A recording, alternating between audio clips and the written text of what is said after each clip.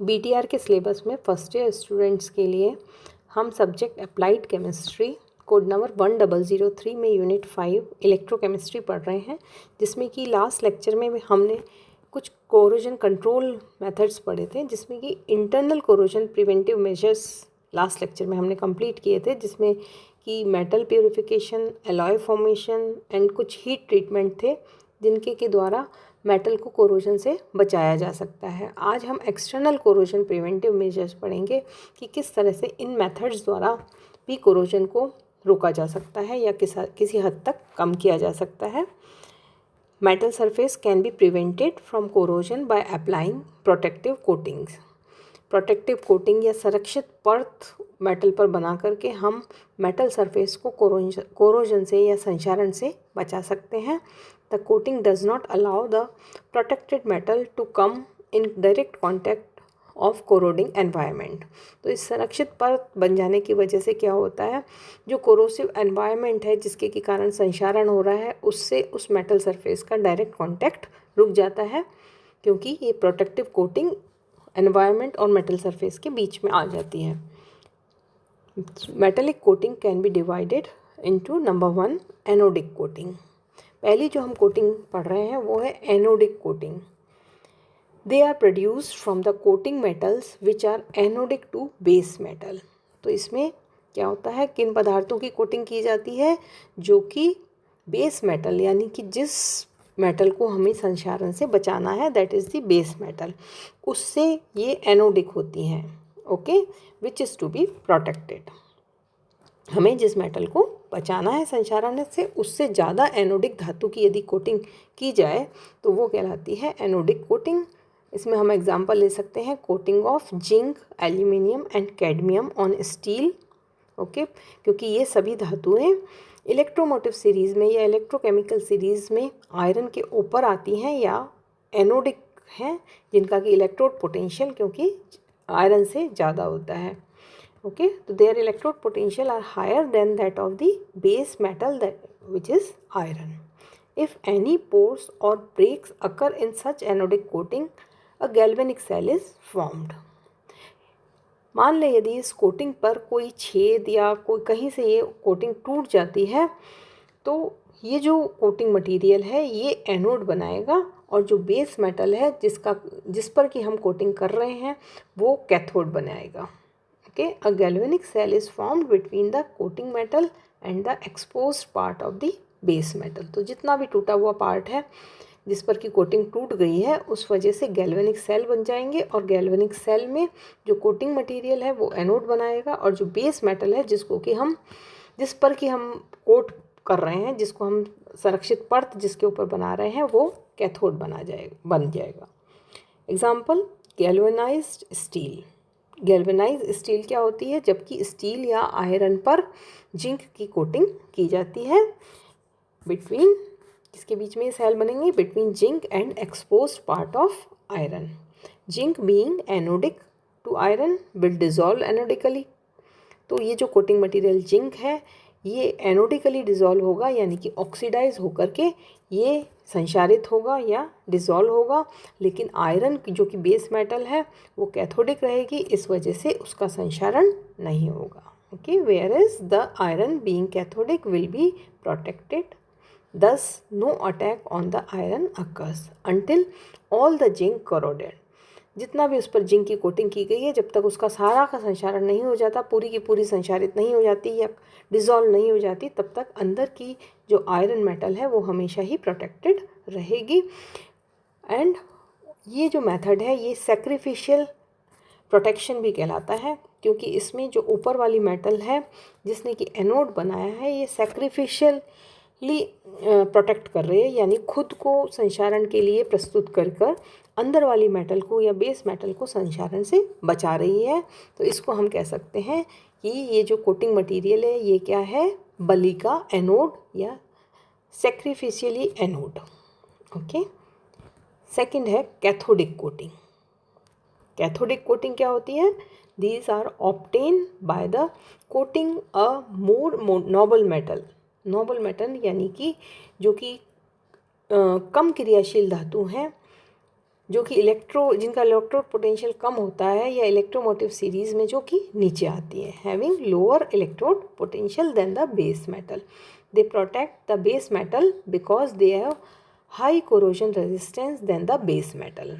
इसी वजह से उनका जो संक्षारण प्रतिरोध है वो भी ज़्यादा होता है, क्योंकि वो इस इलेक्ट्रोकेमिकल सीरीज़ में नीचे आती हैं या इनका इलेक्ट्रोड पोटेंशियल कम होता है।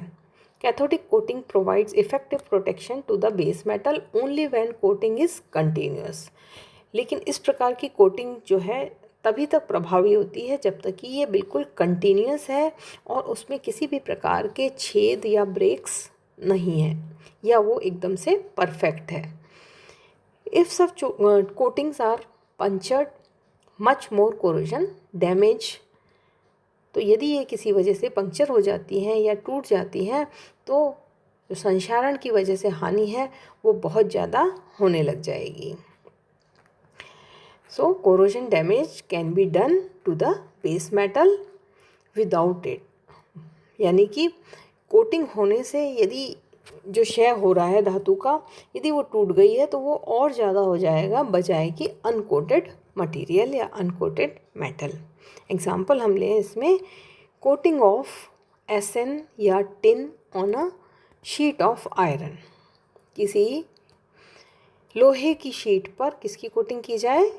टिन की, क्योंकि टिन क्या है, ये इलेक्ट्रोमोटिव सीरीज़ में आयरन के नीचे आता है, या हम कह दें इसका इलेक्ट्रोड पोटेंशियल कम होता है। Okay, it provides protection only as long as the surface of the metal is completely covered.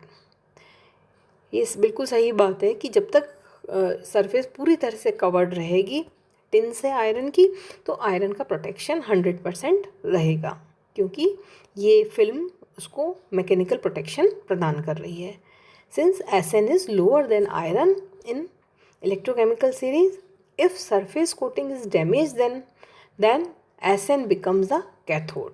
अब हम मान लें कि यदि कभी किसी कारण से सरफेस कोटिंग टूट जाती है, जो कि टिन की कोटिंग है, यदि वो टूट जाती है तो जो टिन है ऊपर की कोटिंग वो कैथोड बना लेगा और उसी जगह से जो अंदर एनोड है या बेस मेटल है जिसको कि हम बचा रहे हैं संक्षारण से आयरन का, वो बना लेगा एनोड। हम जानते हैं कि गैल्वेनिक सेल बनने में ऑक्सीडेशन या कोरोजन कौन सी मेटल का होता है? जो कि एनोड बना रहे हैं। यानी इस स्थिति में क्या होगा, एनोड का जो कि बेस मेटल है उसका संक्षारण होना चालू हो जाएगा, क्योंकि वो एरिया ब्रेक्स या पोर्स के थ्रू एनवायरनमेंट में एक्सपोज हो जाएगा। Okay, a galvanic cell is set up and an intense attack at small parts occurs resulting in severe corrosion। तो बहुत अधिक संक्षारण होना स्टार्ट हो जाएगा, क्योंकि ब्रेक्स में क्या हो रहा है कि जो अंदर का जो बेस मेटल है वो एनोड बना रही है और उसका थोड़ा सा एरिया है। तो जब भी एनोड एरिया का जो एरिया है, एनोड का जो एरिया है वो कम है और कैथोड का एरिया ज़्यादा है, तो इस वजह से क्या होगा, जो संक्षारण की गति है, रेट ऑफ कोरोजन है, वो भी ज़्यादा होगी। ओके, तो ये हमने देखा कि किस तरह से एनोड मटेरियल की कोटिंग, जो कि बेस मेटल के एनोड है उसकी भी कोटिंग की जा सकती है, और बेस मेटल से जो कैथोड है यानी कैथोडिक है बेस मेटल से, उसकी भी कोटिंग की जा सकती है। ये मेटल हमने एग्जांपल लेकर पढ़े।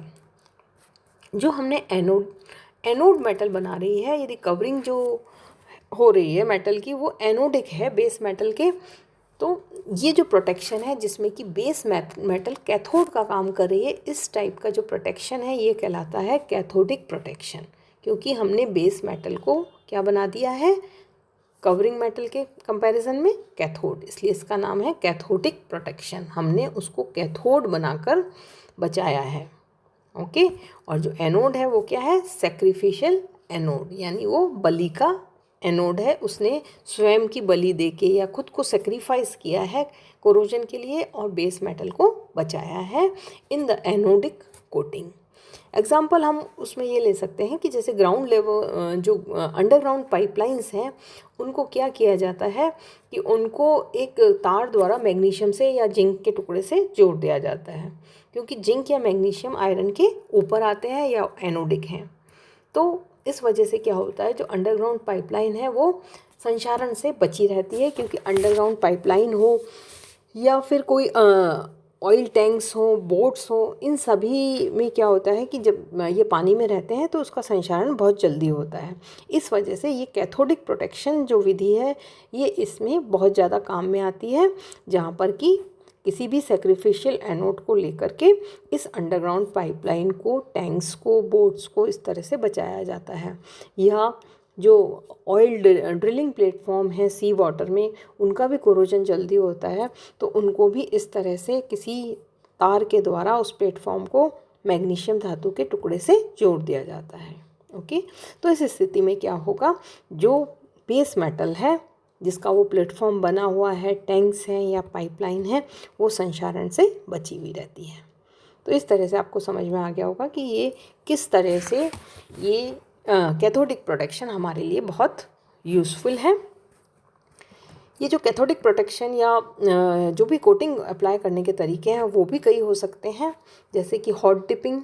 हॉट डिपिंग का मतलब है जो कोटिंग मटेरियल है उसको पिघला लिया जाता है, मेल्ट कर दिया जाता है और बेस मेटल उसमें डिबो दी जाती है या डिप कर दी जाती है। तो इस में क्या होता है कि जो बेस मेटल है उससे जो कोटिंग मटेरियल है उसका मेल्टिंग पॉइंट कम होता है, तो कोटिंग मटेरियल आसानी से बेस मेटल पर चिपक जाता है।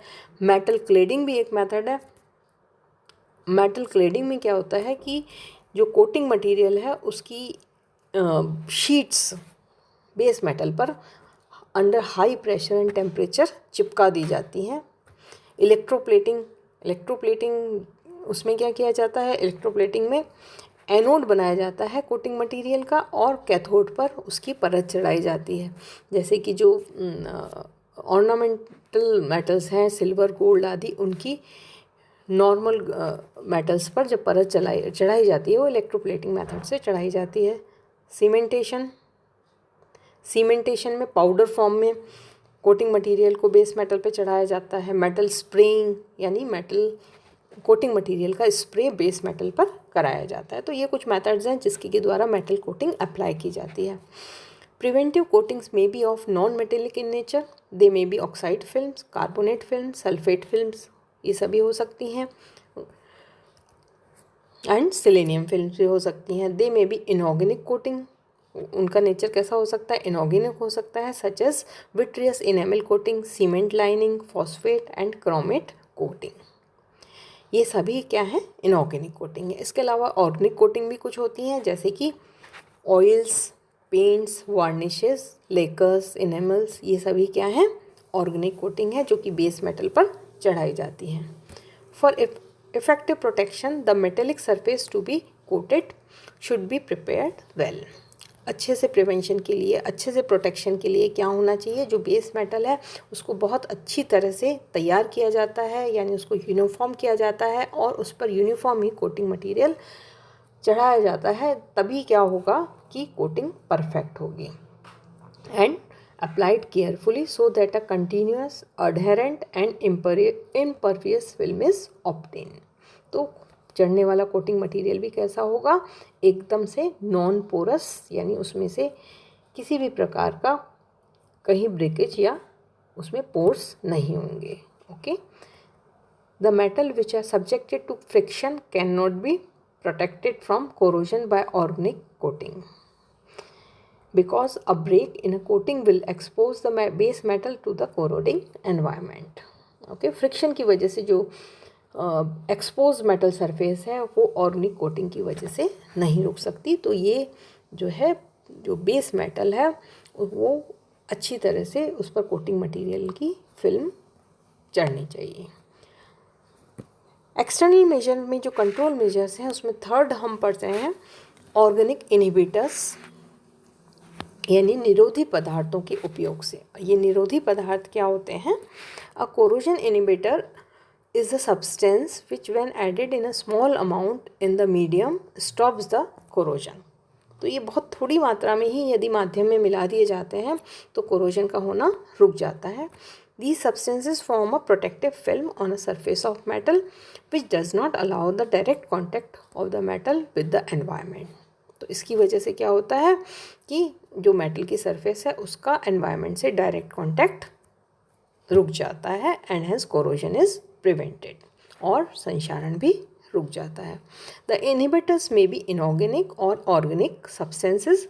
Inorganic inhibitors are generally alkalies and chromate substance. Inorganic ये अकार्बनिक निरोधी पदार्थ कौन से होते हैं, जो कि एल्कलीज और क्रोमेट पदार्थ होते हैं, वो ऑर्गेनिक इनऑर्गेनिक इनहिबिटर्स हैं।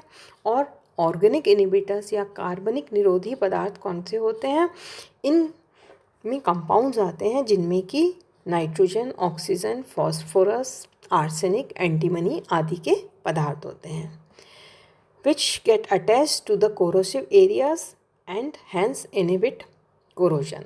और इसकी वजह से कोरोजन रुक जाता है, क्योंकि ये कोरोसिव एरिया या ऐसे क्षेत्रों पर चिपक जाते हैं, अटैच हो जाते हैं जहाँ पर कि कोरोजन हो रहा है। Okay, these organic inhibitors chemically change the metal surface, so surface remain unaffected by environment. तो इन इनहिबिटर्स की वजह से क्या होता है, जो मेटल की सरफेस है उसका रासायनिक बदलाव हो जाता है और वातावरण से मेटल सरफेस का जो कांटेक्ट है, जो उससे संपर्क है, वो टूट जाता है। कार्बनिक amines are also effective organic inhibitors. तो इसमें हम कार्बनिक अमाइंस का भी एग्जाम्पल ले सकते हैं जो कि इफेक्टिव ऑर्गेनिक इनहिबिटर है। Thank you.